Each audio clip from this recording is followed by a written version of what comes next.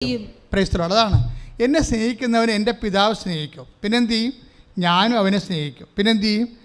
എന്നെ അവനെ എന്നെ എന്ന് വെച്ച് കഴിഞ്ഞാൽ എന്താണ്? എന്നെ അവന് വെളിപ്പെടുത്തുകയും ചെയ്യും. എന്ന് വെച്ചാൽ ബൈ പേഴ്സൺ വെളിപ്പെടുത്തണമല്ല. എന്നെ എന്ന് പറഞ്ഞാൽ ആരാണ്? ഈശോ അല്ലേ. ഈശോ എന്ന് പറയുന്നത് ആരാണ്? ഈശോ എല്ലാമാണ്. കൊളോസ്യസ് 3:11 എന്ന് പറഞ്ഞ യേശു എല്ലാമാണ്. അപ്പം എല്ലാവരിലുമാണ്. അപ്പം എല്ലാമായ യേശു. അപ്പം നിനക്ക് ജപ്തി നടപടി വന്നു. ഇതെങ്ങനെയാണ് ഇതിന് രക്ഷപ്പെടുന്നതെന്ന് യേശുവിന് അറിയാം. എന്താ കാര്യം? അവനെല്ലാമാണ്. നീ അവനുമായിട്ട് ഒരു ആത്മബന്ധത്തിലേക്ക് വരുമ്പോൾ എന്ത് പറ്റും? അവൻ എല്ലാമായ ഈ ജപ്തി നടപടിയിൽ നിന്ന് എങ്ങനെ രക്ഷപ്പെടുന്നുണ്ടെന്ന് നിനക്ക് വെളിപ്പെടുത്തി തരും. അതെന്തുകൊണ്ടാണ്? അതായത് നിൻ്റെ മുഖത്ത് നോക്കി നീ നടക്കേണ്ട വഴി ഞാൻ നിന്നെ ഉപദേശിക്കും. അതാ 32:8 വരണത്. അപ്പോൾ ഈ 32:8 അനുസരിച്ച് കൊണ്ട് 14:13 സങ്കീർത്തനം 32:8 അനുസരിച്ച് കൊണ്ട് യോഹന്നാൻ 14:21 അനുസരിച്ച് കൊണ്ട് ഈ എന്നെ സ്നേഹിക്കുന്നവനെ നീ നടക്കേണ്ട വഴി നിൻ്റെ മുഖത്ത് നോക്കി ഞാൻ നിന്നെ ഉപദേശിക്കും. മുഖത്ത് നോക്കിയാണ് ഉപദേശിക്കുന്നത്. അയാളെ മൊബൈലിൽ വിളിച്ച് പറയുകയല്ല. മുഖത്ത് നോക്കി വെച്ചാൽ നീയും ദൈവവും മുഖാഭിമുഖം വരും. ഇങ്ങനെ ഒരു ഇൻറ്റിമസിയിലേക്ക് ദൈവവും മുഖാഭിമുഖം വരുമ്പോഴാണ് നീ നടക്കേണ്ട വഴി നിനക്ക് പറഞ്ഞു തരണത്. കാനഡയിൽ പോകണം, ഇസ്രയേലിൽ പോകണം, എവിടെ പോകണം. ഇപ്പം നീ പറയണതെല്ലാം നാട്ടുകാർ പറഞ്ഞ വഴിയാണ് നീ നടന്നുകൊണ്ടിരിക്കണേ അല്ലേ. ആൻറ്റി പറഞ്ഞ്, നാട്ടുകാർ പറഞ്ഞ്, കൂട്ടുകാർ പറഞ്ഞാണ് നീ നടന്നുകൊണ്ടിരിക്കണത്. ഇങ്ങനെ നടക്കുകയാണ്. ഓരോരുത്തരും പറയുന്ന അനുസരിച്ച് ഇങ്ങനെ ചെയ്തുകൊണ്ടിരിക്കുകയാണ്. ചെന്ന അവസാനം കുഴി ചാടുമ്പോൾ ആരും ഉണ്ടാകത്തില്ല. അപ്പം അതുകൊണ്ട് ദൈവത്തിൻ്റെ കൂടെയാണ് നീ നിൽക്കണമെന്നുണ്ടെങ്കിൽ ഏത് കുഴി ചാടിയാലും ദൈവം നിന്നെ കയ്യിൽ താങ്ങി നിർത്തും. അതിൻ്റെ അതാണ് പറഞ്ഞത്. അതാണ് ബൈബിളിൽ ഏറ്റവും രസകരമായൊരു വാക്കാണ്. എന്താണ്? He has protected me from the pit of destruction. 38:7 Muthedan അച്ഛൻ ട്രാൻസ്ലേറ്റ് ചെയ്തിരിക്കണം. എന്താണെന്നറിയാവോ? അവിടുന്ന് നാശക്കുഴിയിൽ നിന്ന് എന്നെ സ്നേഹപൂർവ്വം രക്ഷിച്ചിരിക്കുന്നു. ഞാൻ POC ബൈബിൾ നോക്കിയിട്ട് സ്നേഹപൂർവ്വം ഇല്ല. POCയിൽ ബൈബിളെ സ്നേഹപൂർവ്വം ഇല്ല. കാര്യം സാങ്കേതികമായി പഠിച്ചിട്ട് സാങ്കേതികമായി തർജ്ജമ ചെയ്ത് വെച്ചിരിക്കുകയാണ്. മുത്തേടൻ അച്ഛൻ്റെ ഉൾഗാത്തയിൽ നിന്ന് വരുമ്പോൾ ഗ്രീക്ക് ബൈബിളിൽ നിന്ന് നേരിട്ട് വരുമ്പോഴാണ് ഈ സ്നേഹപൂർവ്വം പോണത്. പക്ഷേ standard version, revise standard version RSV Bible, American Bible, അത് ഒറിജിനൽ ബൈബിളാണ്. അതാണ് സഭയ്ക്ക് പഠിക്കാൻ നമ്മുടെ ഔദ്യോഗിക ബുക്ക് അതാണ്. അതിൻ്റെ താഴെ എഴുതിയിട്ടുണ്ട്, ടിപ്പണിയിലുണ്ട്, വിത്ത് ലവബിൾ ഹാർട്ട്, സ്നേഹപൂർവ്വം വിട്ട് കളഞ്ഞിട്ടില്ല. ദൈവം നിന്നെ രക്ഷിക്കുകയാണെങ്കിൽ ദൈവം നിന്നെ സ്നേഹപൂർവ്വമേ രക്ഷിക്കത്തുള്ളൂ. ഇപ്പം നിൻ്റെ കൈ വാതിൻ്റെ ഇടയിൽ പോയി, നീ എന്തു ചെയ്യും? അമ്മ ഇങ്ങോട്ട് വന്നിട്ട് വലിച്ചൂരിക്കണ്ട് എടുക്കുക. അപ്പോൾ കൈ അവിടെ ഇരിക്കും.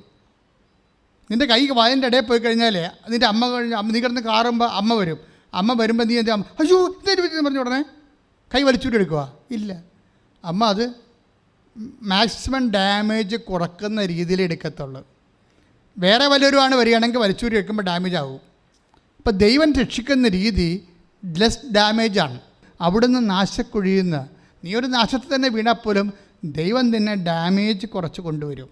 ഞാൻ എപ്പോഴും ആ ബാബു എന്ന് പറയുന്ന ഒരുത്തം മലയിൽ കയറിയില്ലേ അല്ലേ, 52 ലക്ഷം രൂപ മുടക്കിയാണ് അവിടെ നേവി അല്ല ആരാണ് എയർഫോഴ്സ് വന്ന് അവനെ രക്ഷിച്ചത്. പക്ഷേ രക്ഷിക്കണ മുമ്പ് അവന് വെള്ളം കൊടുത്തായിരുന്നു. വെള്ളം കൊടുത്തു, അവൻ്റെ കുശലപ്രസവങ്ങളൊക്കെ ചോദിച്ചു മനസ്സിലാക്കിയിട്ടാണ് അവരവനെ പതുക്കെ എയർലിഫ്റ്റ് ചെയ്യണത്. അപ്പം ഞാൻ എപ്പോഴും എൻ്റെ മനസ്സിൽ ഓർത്ത വചനം ഇതാണ്. എന്താണ്? അത് സ്നേഹപൂർവ്വമാണ്. അപ്പോൾ വേറെ ഒരു ആളാണെങ്കിൽ, അത്രയും ഉത്തരവാദിത്തമില്ലാത്ത ഒരാളാണ് എങ്കിൽ അത്രയും ഒരു സേഫ്റ്റി കിട്ടത്തില്ല. ദൈവം നമുക്ക് തരുന്നത് സേഫ്റ്റിയാണ്, സംരക്ഷിക്കും നമ്മളെ.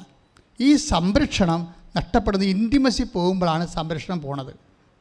അതുകൊണ്ട് നിങ്ങൾ ഇൻറ്റിമസി സൂക്ഷിക്കാൻ നോക്കണം. ദൈവമായിട്ട് അവൻ്റെ വചനങ്ങൾ കേട്ട് വരുമ്പോൾ ദൈവത്തിന് ഞാൻ തിരഞ്ഞ 12:20 എന്താണ്? 12:18 ഇതാ ഞാൻ തിരഞ്ഞെടുത്ത എൻ്റെ ദാസൻ, മത്തായി ശ്ലീഹായുടെ സുവിശേഷം, ഞാൻ തിരഞ്ഞെടുത്ത എൻ്റെ ആത്മാവ് പ്രസാദിച്ച എൻ്റെ പ്രിയപ്പെട്ടവൻ, ഇൻറ്റിമേറ്റ് എൻ്റെ ചങ്കെന്ന് പറയും. അതായത് അവൻ്റെ മേൽ എൻ്റെ ആത്മാവിനെ അയക്കും. അപ്പോൾ അത് സംരക്ഷണമുണ്ട് എൻ്റെ അകത്ത്. എപ്പോഴും വരണത് ഈ ദൈവസ്നേഹം നഷ്ടപ്പെടുമ്പോഴാണ് സംരക്ഷണം പോണത്. ഉടമ്പടിയുടെ കാര്യങ്ങൾ നിങ്ങളിപ്പോൾ പത്രം കൊടുക്കുകയാണ്, അല്ലെങ്കിൽ രോഗികൾക്ക് കൊണ്ട് ഇനിയിപ്പോൾ രോഗികളെ കാണാവില്ല, ഏത് രോഗികളെ പണിയാണ് രോഗികൾ, ഇപ്പോൾ രോഗികൾക്കൊന്നും ഇല്ലല്ലോ. അത് ഇവിടെ രോഗികളൊക്കെ ഉണ്ട്, അവിടെ ചെന്നാൽ മതി ഗവൺമെൻറ് ആശുപത്രി. ഇതെവിടെയാണ് 10-12 കിലോമീറ്റർ വണ്ടി കയറി പോകണമല്ല, പിന്നെ തിരിച്ചു വരണം. ഇനിയിപ്പോൾ വല്ല കൊറോണയൊക്കെ ഉണ്ടെങ്കിൽ നമുക്ക് പിടിക്കുമല്ല. ഇങ്ങനെ ഓരോ ഉടായ്പും പറഞ്ഞ് അവിടെ ഇരിക്കും, കർത്താവിൻ്റെ വേല ചെയ്യത്തില്ല. ഈസി ആയിട്ട് പത്രം കൊടുത്തേച്ചും രോഗികളെ കാണത്തില്ല. അങ്ങനെയൊക്കെ വരുമ്പോൾ ദൈവമായിട്ട് ബാർഗൈൻ ചെയ്യും. ഞങ്ങൾ എന്തെങ്കിലും നിങ്ങളോട് പറഞ്ഞിട്ടുണ്ടെങ്കിൽ ഈശോ പറയാത്ത ഒരു കാര്യവും നിങ്ങളോട് പറഞ്ഞിട്ടില്ല. ഞാൻ രോഗിയായിരുന്നു, നിങ്ങളെന്നെ കണ്ടു, സന്ദർശിച്ചു, ഞാൻ നഗ്നനായിരുന്നു, നിങ്ങളെന്നെ ഉടുപ്പിച്ചു, വസ്ത്രം കൊടുക്കാം. അപ്പോൾ അത് അങ്ങനെയൊക്കെ പറയുമ്പോൾ അത് കർത്താവിൻ്റെ വചനം, കർത്താവുമായിട്ട് ഇൻറ്റിമസി വരാനാണ്. ഇൻറ്റിമസി വന്നാൽ എന്ത് പറ്റും? ഇൻറ്റിമസി വരുമ്പോൾ എന്ത് പറ്റും? ഉടമ്പടി ചെല്ലണ പ്രാർത്ഥനയല്ല, നൊവേന പോലെ ചൊല്ലി ജപമാല പോലെ ചെല്ലണമല്ല, ചെയ്യാതൊരു മാർഗ്ഗമില്ല. കാര്യം മേജറായിട്ടുള്ള സബ്ജക്റ്റുകൾ, ഇപ്പോൾ ഈ സുനിൽകുമാറിൻ്റെ സാക്ഷ്യത്തിൽ എന്തെല്ലാം കാര്യമാണ് നടന്നത്. വീട് വെച്ചു, ആ ഉറഞ്ഞ വീട് മാറ്റി വീട് വെച്ചു, അവൻ്റെ കടങ്ങൾ പരിഹരിച്ചു, മകന് ജോലി കിട്ടി, അയാൾക്ക് ജോലി കിട്ടി. അതൊക്കെ ഞാൻ പറഞ്ഞില്ലല്ലോ. അപ്പനും മകനും ജോലിയായി, കടങ്ങൾ പരിഹരിച്ചു. എത്ര കാര്യങ്ങളാണ് നടക്കുന്നത്. ഇപ്പം തന്നെ നമ്മുടെ സാന്ദ്രി ആൻ്റോയുടെ സാക്ഷ്യങ്ങളുടെ ഘടന പരിശോധിക്കുമ്പോൾ എന്താ, സാന്ദ്രി ആൻ്റോ ഉടമ്പടി എടുത്തിട്ട് ഭർത്താവിനെയും മകനെയും വേറെ പറഞ്ഞു വിട്ടിരിക്കുകയാണ് കണ്ണൂരിൽ നിന്ന്. നിങ്ങൾ ചെന്ന് അമ്മയുടെ മുഖത്തോട്ട് നോക്കണം. ഭാര്യ പറയണതാണ്, നിങ്ങൾ ചെന്ന് അമ്മയുടെ മുഖത്തോട്ട് നോക്കണം. എന്നിട്ട് അമ്മയോട് പറയണം, നമുക്ക് 15-ാം തീയതി ജപ്തിയാണ്, 15-ാം തീയതി മാർച്ച് 15-ാം തീയതി ജപ്തിയാണ്, അതുകൊണ്ട് ഒരു ഡേറ്റ് ഇട്ടും പോരാൻ പറഞ്ഞു. ഒരു ഡേറ്റ് ഇട്ടും പോരാൻ. എവിടെ? അമ്മയെടുത്തേ. അപ്പോൾ മകളുമുണ്ട്, അവൾ ബി ഫാമ പഠിച്ചിട്ട് ദുബൈയിൽ പോകാൻ വേണ്ടി നിൽക്കുകയാണ്. അപ്പോൾ അവളുടെ പാസ്പോർട്ട് കൊണ്ട് അവളും വന്നിട്ടുണ്ട് അപ്പൻ്റെ കൂടെ. അപ്പനും മകളും കൂടി അവളെന്ത് ചെയ്യും, സിസ്റ്ററിനെ കൊടുത്തിട്ട് പാസ്പോർട്ട് മാതാവിനെ സമർപ്പിച്ചും തിരിച്ച് മേടിച്ച്. അപ്പൻ ഇവിടെ നിന്ന് വെച്ചു ഒരു ഡേറ്റ് ഇട്ട് മകളുമായിട്ട് ആലോചിച്ചിട്ട്, കാര്യം ജെട്ട് ചെയ്ത് പോകുന്നതല്ല വീട് സ്ഥലവും, അതുകൊണ്ട് ഡേറ്റ് ഇട്ട് മാർച്ച് 10 പറഞ്ഞ് ഡേറ്റ് ഇട്ട്, മാർച്ച് 10 പറഞ്ഞൊരു ഡേറ്റ് ഇട്ടവർ. അവർ ഡേറ്റ് ഇട്ട് അപ്പനും മകളും കൂടി പാസ്പോർട്ടും മാതാവിനെ ഏൽപ്പിച്ചിട്ട് തിരിച്ചവർ കണ്ണൂർ ചെന്ന്. അപ്പോൾ അമ്മ പറഞ്ഞ് മാർച്ച് 10 ഡേറ്റ് അല്ലേ. അപ്പോൾ അവരോട് പറഞ്ഞിട്ടില്ല, അവരിങ്ങോട്ട് പറയണം മാർച്ച് 10 ഡേറ്റ് ഇട്ടിരിക്കണമെന്ന്. എന്താ കാര്യം വെച്ച് കഴിഞ്ഞാൽ ഇതിനൊരു ഇൻറ്റിമസിയുടെ പ്രോബ്ലം ഉണ്ട്. അതായത് നമ്മൾ ദൈവവും തമ്മിൽ ഉടമ്പടിയെ ശരണോടെ നടക്കുന്ന ആൾക്കാരുണ്ട്. ഇത് ഒക്കട്ടെ കിട്ടിയാ ഊട്ടിയെന്നൊക്കെ പറഞ്ഞ് ചെയ്യണ അലവരാതി ആൾക്കാരുണ്ടല്ലോ, അതല്ല. ഉടമ്പടി എന്ന് പറയുമ്പോൾ സത്യസന്ധമായ കറക്റ്റ് ഉടമ്പടി എബ്രാഹത്തിൻ്റെ കാലം മുതലുള്ള സംഭവമാണത്. അത് യേശുവിൻ്റെ കാലമാണ് കുർബാനയായിട്ട് മാറണത്. അത് ഉടമ്പടിയാണ്. ദൈവം ഉടമ്പടിയാണ് ചെയ്യണത് ഏറ്റവും വലിയ കാര്യങ്ങൾക്ക്. അത് നമ്മൾ ചെയ്യുകയാണ്. അപ്പോൾ ആ ചേച്ചി എന്ന് പറയണത് ഇവിടെ തൊന്നപ്പോൾ എനിക്ക് മാതാവെന്ന് തോണ്ടിയെന്ന് തോന്നണവരെ കാര്യത്തിൽ അവരത് കറക്റ്റായിട്ടാണ് ചെയ്യണത്. അവരെൻ്റെ പഴയ ധ്യാനം കൂടി കൂടിക്കൊണ്ടിരിക്കുകയാണ്. ഉച്ചയ്ക്ക് ഇവർ അപ്പനെയും മകളെ ഇങ്ങോട്ട് പറഞ്ഞു വിട്ടിട്ട് അവരടുക്കള ജോലി ചെയ്യുമ്പോൾ പഴയ ധ്യാനം വെച്ചുകൊണ്ടിരിക്കുകയാണ്, പണ്ടത്തെ ഉടമ്പടി ധ്യാനം വെച്ചുകൊണ്ടിരിക്കുകയാണ്, കേട്ടോണ്ടിരിക്കുകയാണ്. അപ്പോൾ എന്താ, നിങ്ങൾ ധ്യാനം പോലും കേൾക്കാത്ത ആൾക്കാരുണ്ട് അല്ലേ. ഇവിടെ ധ്യാനം കൂടിയിട്ട് അത് ഷെയർ ചെയ്യണം, നിർബന്ധമാണ്. ഇപ്പം അതുകൊണ്ട് എന്തെങ്കിലും ഇഷ്യൂ ഉണ്ടായി അച്ഛനെ കാണേണ്ട ഒരു അവസ്ഥ വന്നു കഴിഞ്ഞാൽ ഞാൻ ഇവിടെ വരുമ്പോൾ നിങ്ങളോട് ചോദിക്കും, എത്ര ഷെയർ ചെയ്തത് നിങ്ങൾ, എന്നാണ് ഷെയർ ചെയ്തത്. അപ്പോൾ എനിക്ക് സംശയം ഉണ്ടെങ്കിൽ കാണട്ടെന്ന് പറയും, മൊബൈൽ എന്ന് ഷെയർ ചെയ്തത് കാണട്ടെന്ന് പറയും. കാര്യം ഇവർ മൊബൈൽ അപ്പോഴാണ് പറയണത്, ഇവർ ധ്യാനം കൂടിയിട്ട് പോലും കാണത്തില്ല. ആ ഉടമ്പടി വന്ന് 10 രൂപ മേടിച്ച് പോയി എന്നല്ലാതെ വേറെ ഒന്നും ചെയ്തിട്ടില്ല. ഇപ്പോൾ ഇഷ്യൂ ഉണ്ടായപ്പോൾ അവിടെ ഒന്ന് കൈയും കാലും വിട്ട് അടിച്ച് ബഹളം ഉണ്ടാക്കി, ഞാൻ എന്തുമാത്രം കഷ്ടപ്പെടുന്ന എത്രാത്ത നടപ്പാണെന്ന്, നിങ്ങൾക്ക് തന്നാലും എന്താ, അച്ഛനെ കാണാൻ ഒരു ചീട്ട് തന്നാലും എന്താണെന്ന് പറഞ്ഞ് ഇവരവിടെ സമ്മർദ്ദം ഉണ്ടാക്കി ധ്യാനകേന്ദ്രമാകുമ്പോൾ അവിടെ ഇരിക്കുന്ന ആൾക്കാർ ഇവരുമായിട്ട് ഗുസ്തി വെക്കുക. ഇല്ല, അവർക്ക് ചീട്ട് കൊടുത്ത് വിടും. എന്നിട്ട് പുറകെ വന്നതും പറയും മറ്റേ സംഭവം ഫ്രോഡാണ് കേട്ടാ, അവരൊരു പണിയും ചെയ്തിട്ടില്ല.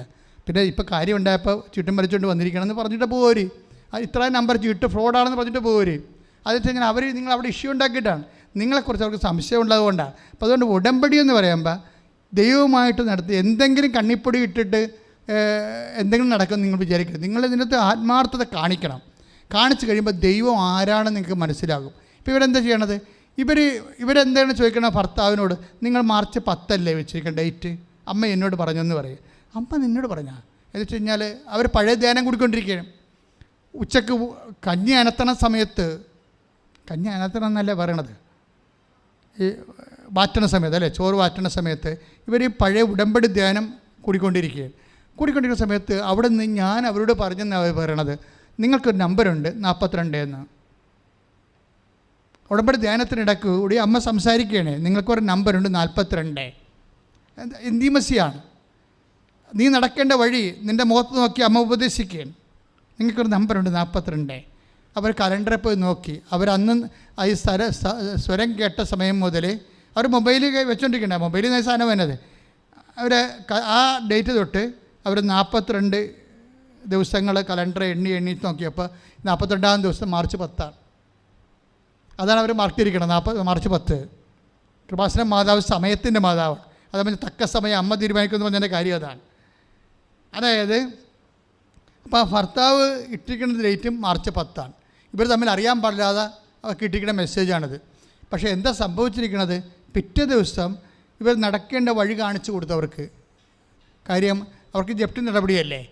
അപ്പോൾ മാർച്ച് 15-ാം തീയതിയാണ് ജപ്തി നടപടി.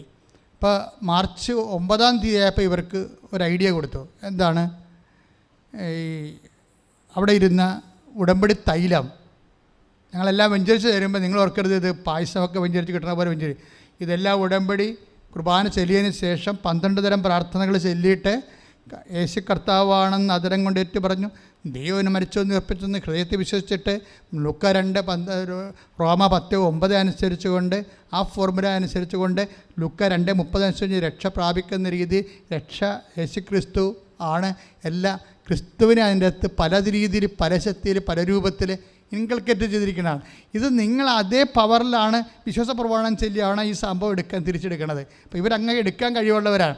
അവരെന്ത് ചെയ്ത് ഉടമ്പടി തൈലം കൊണ്ടുപോയിച്ചും ഈശോ ഇതിൻ്റെ സ്ഥലം കുറേ ആൾക്കാർ അന്ന് കണ്ടിട്ട് ആർക്കും വേണ്ട പോവുകയും അങ്ങനെ അപ്പോൾ ഉടമ്പടി തൈലം ഒഴിച്ച് വിശ്വാസ പ്രമാണം ചൊല്ലി.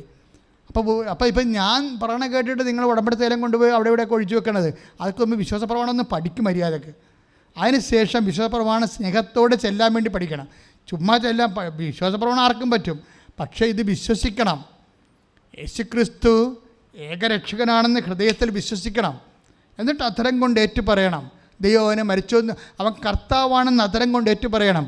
അവൻ മരിച്ചവൻ ഉയർപ്പിച്ചെന്ന് ഹൃദയത്തിൽ വിശ്വസിക്കുമ്പോഴാണ് ക്രിസ്തുവാകുന്ന രക്ഷയെ നമ്മൾ പ്രാപിക്കുന്നത്.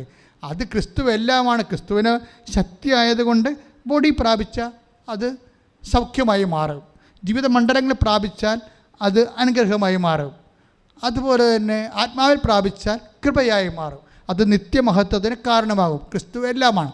അപ്പോൾ ക്രിസ്തുവിനെ വ്യത്യസ്തമായ രീതിയിലാണ് നമ്മളിത് വ്യത്യസ്തമായ മീഡിയൻസിലൂടെയാണ് ഇത് പ്രാപിക്കുന്നത്. അപ്പോൾ അതുകൊണ്ട് എന്താ ചെയ്യണമെന്ന് വെച്ചാൽ ഇവരെ കൊണ്ട് ഉടമ്പടി തൈലം വിശ്വാസപ്രമാണം ചൊല്ലി എടുക്കാത്ത സ്ഥലത്ത് ഒഴിച്ചിട്ട് അവർ പോകുന്നു.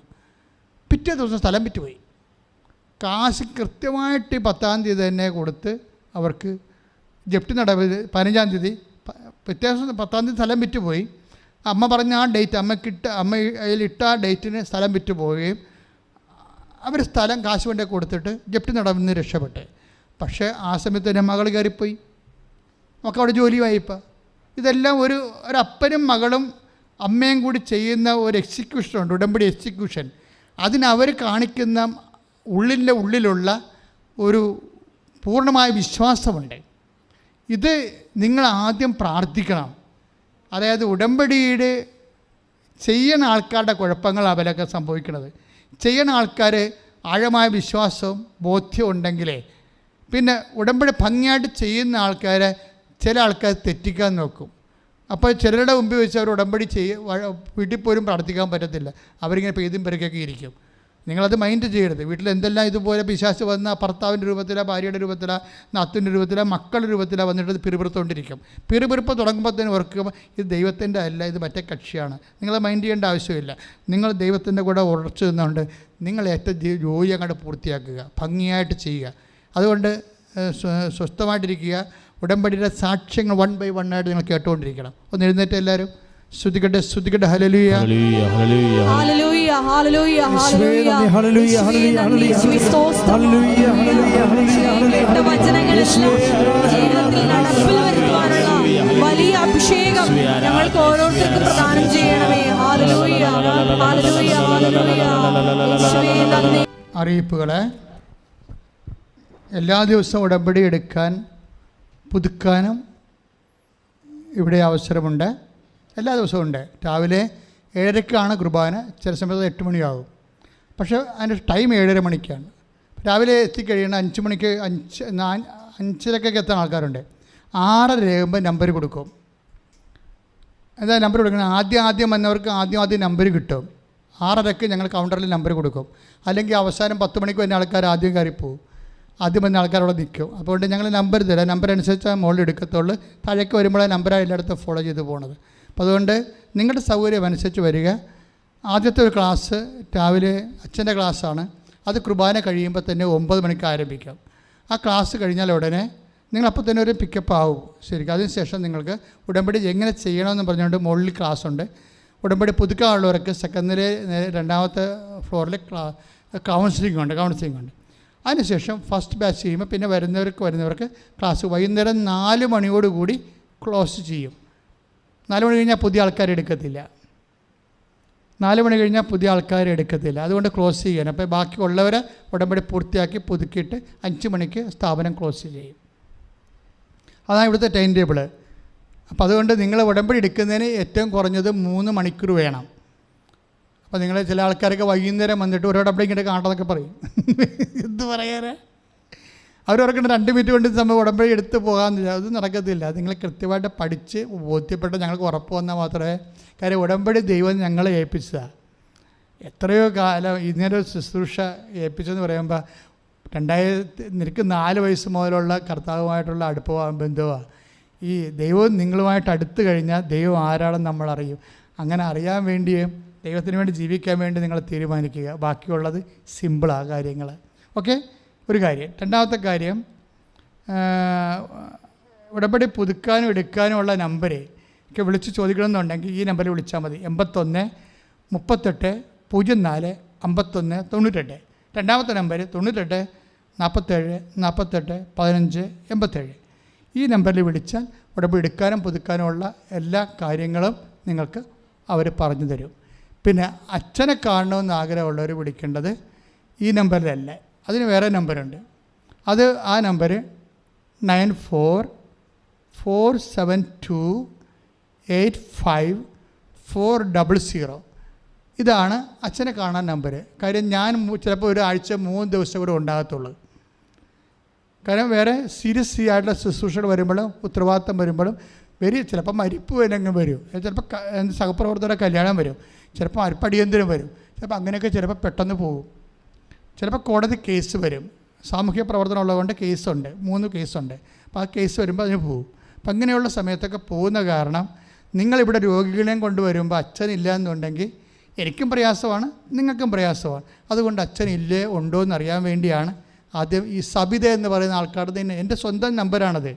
പക്ഷേ ഇരിക്കണത് ഇവിടുത്തെ കമ്മ്യൂണിക്കേഷൻ സെക്രട്ടറി കയ്യിലാണ് ഇരിക്കണത്. അവിടെ അവർ 9447285400. ഇതാണ് നമ്പർ. ഈ നമ്പർ വിളിച്ച് ചോദിക്കണം. കിട്ടാൻ വലിയ പാടാണ്. കാര്യം ആൾക്കാർ ഇങ്ങനെ വിളിച്ചുകൊണ്ടിരിക്കുകയാണ്. അപ്പോൾ നിങ്ങൾക്ക് ഇത് എന്ത് വിളിയെന്ന് ചോദിക്കും. പക്ഷേ ഒരു അരമണിക്കൂറൊക്കെ കഴിയുമ്പോൾ കിട്ടും. മറ്റാളെ ഓരോരുത്തർ ഇങ്ങനെ വിളിച്ചുകൊണ്ട് ഇരിക്കണമല്ല. അപ്പോൾ അതുകൊണ്ട് പ്രാർത്ഥിച്ച് വിളിച്ചിട്ട് കാര്യം പറയും. അപ്പോൾ കാര്യം പറയുമ്പോൾ രോഗികൾക്കാണിത് പറയണത്. പിന്നെ നീലക്കാർഡും വെള്ളക്കാർഡും ഉള്ളവരെ അച്ഛൻ കാണും. നീലക്കാർഡ് എന്ന് പറയുന്നത് എന്താണ്? ഉടമ്പടി 1 കൊല്ലം പുതുക്കിയവർ. വെള്ളക്കാർഡ് എന്ന് പറയുന്നത് ഉടമ്പടി 2 കൊല്ലം പുതുക്കിയ ആൾക്കാർക്കൊക്കെ പച്ചക്കാർഡ് മാറും, വെള്ളക്കാർഡ് നീലക്കാർഡും വരും. അപ്പോൾ അവർക്ക് 90 ദിവസം കൂടുമ്പോൾ ഈ ചീട്ട് ഓഫീസിൽ കാണിച്ച അച്ഛനെ കാണാനുള്ള ഫ്രീ പാസ് തരും. പക്ഷേ ആവശ്യം ഉണ്ടാകണം, അത്യാവശ്യം ഉണ്ടാകണം.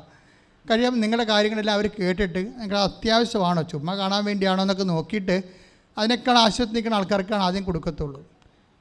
പിന്നെ എമർജൻസി രോഗികൾ, സോറിയാസിസ്, അതുപോലെ തന്നെ അവർക്ക് കേൾക്കുമ്പോൾ അറിയാൻ പറ്റും നിങ്ങൾക്ക് സർവൈവ് ചെയ്യാൻ പറ്റാത്ത രോഗികൾ. നിങ്ങൾക്ക് ജോലിക്കും ചെയ്യാൻ പറ്റണില്ല, ഇരിക്കാനും പറ്റണില്ല, നടക്കാനും പറ്റില്ല, ഉറങ്ങാൻ പോലും പറ്റാത്ത, ഭക്ഷണം കഴിക്കാൻ പറ്റാത്ത രോഗികളൊക്കെ ഇല്ലേ? അത് ആ രോഗികളെ കൃത്യമായിട്ട് കറക്റ്റായിട്ട് അവർക്ക് തോന്നിയ ചിലത് ഉടമ്പടി തൈലം നന്നായിട്ട് ചെയ്ത് അച്ഛനെ കാണാൻ നിർബന്ധമില്ല. ഉടമ്പടി തൈലം, ഉടമ്പടി ഉടുപ്പ്, അതൊക്കെ എല്ലാം കൃത്യമായിട്ട് പാലിച്ചു കഴിഞ്ഞാൽ അത് സൗഖ്യപ്പെട്ട് വരും. അപ്പോൾ അതുകൊണ്ട് അതിൻ്റെ അപ്പുറത്തുള്ള ചില വിഷയങ്ങൾ ഡിസ്കസ് ചെയ്യാനുണ്ടാവും. കൺഫ്യൂഷൻ വന്നിട്ട് ഡിസ്കസ് ചെയ്യാൻ. ഇപ്പോൾ അയാൾ പറഞ്ഞില്ല മാൾട്ടയിൽ പോകാൻ ഇസ്രായേലിൽ പോകാൻ പറ്റത്തില്ലെന്നൊക്കെ പറഞ്ഞില്ല, ആ കാശ് പോയതിനെ എടുക്കും. അപ്പം അങ്ങനെയുള്ള ഇഷ്യൂ ഉണ്ടാകുമ്പോൾ കാണാതിരിക്കാൻ പറ്റാത്തൊരവസ്ഥ വരുമ്പോൾ ഉടമ്പടി അവിടെ സീനിയോറിറ്റി വേണം അതിൻ്റെ അകത്ത്. ഉടമ്പടി നിങ്ങളുടെ വിഷയം സീരിയസ് ആയാൽ മാത്രം പോരാ, നിങ്ങളുടെ ഉടമ്പടി സീരിയസ് ആയിരിക്കണം. ഉടമ്പടിയിൽ എല്ലാ പേപ്പറും ഉണ്ടോ, എല്ലാ സമയത്തും പുതുക്കിയതാണോ, പുതുക്കാത്ത ഗ്യാപ്പുണ്ടോ, ഗ്യാപ്പുണ്ടെങ്കിൽ ഇപ്പോൾ കാര്യം വരുമ്പോൾ നിങ്ങൾ ഉടമ്പടി ഉഴപ്പ് ജീവിക്കുക, എന്നിട്ട് വിഷയം വരുമ്പോൾ അതും പൊക്കിക്കൊണ്ട് വന്നാൽ അതൊന്നും വെച്ചിട്ട് കിട്ടത്തില്ല. നിങ്ങൾ ആദ്യം ചെയ്യേണ്ടത് ഉടമ്പടി എപ്പോഴും പുതുക്കി പക്കായിട്ട് നിർത്തണം. എപ്പോഴും ഉടമ്പടി പക്ക ഉടമ്പടി ആയിരിക്കണം. അതിൻ്റെ പ്രേക്ഷിത പ്രവർത്തനവും അതിൽ ചിലക്ക് ആരംഭശൂരത്വം ആദ്യത്തെ 2 മാസം ഭയങ്കരമായിട്ട് ഇടിവെട്ട് പ്രവർത്തനമൊക്കെ ചെയ്യും. അത് കഴിഞ്ഞപ്പോൾ ആപ്പാടെ പഴയനേക്കാൾ ഗതികേടായിട്ട് ജീവിച്ചിട്ട് ഇഷ്യൂ ഉണ്ടാകുമ്പോൾ അതും കൊണ്ട് വരും. ജപ്തി നടപടിയോ വല്ലതും ഉണ്ടാകുമ്പോൾ ഇതും കൊണ്ട് വരും. ഞാൻ 2 പുതുക്കിയതാണ് അതിനെ കൂനെന്നൊക്കെ പറയും. അപ്പോൾ പേപ്പറെല്ലാം ഇവിടെ ഞങ്ങൾക്കെല്ലാം രേഖകളാണ്. ഇവിടുന്ന് അല്പം ഒരു മൂവ്മെൻറ്റ് നടത്തി അപ്പം തന്നെ എൻ്റെ പേപ്പറോ സീലോ ഒപ്പോ എല്ലാം ഉണ്ടാവും. ഉടമ്പടി തൈലം മേടിച്ചാൽ പോലും ഒപ്പുണ്ടാവും.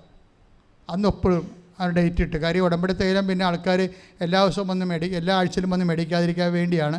ഒരു തുള്ളിയല്ലേ ഉപയോഗിക്കാൻ പാടുള്ളൂ.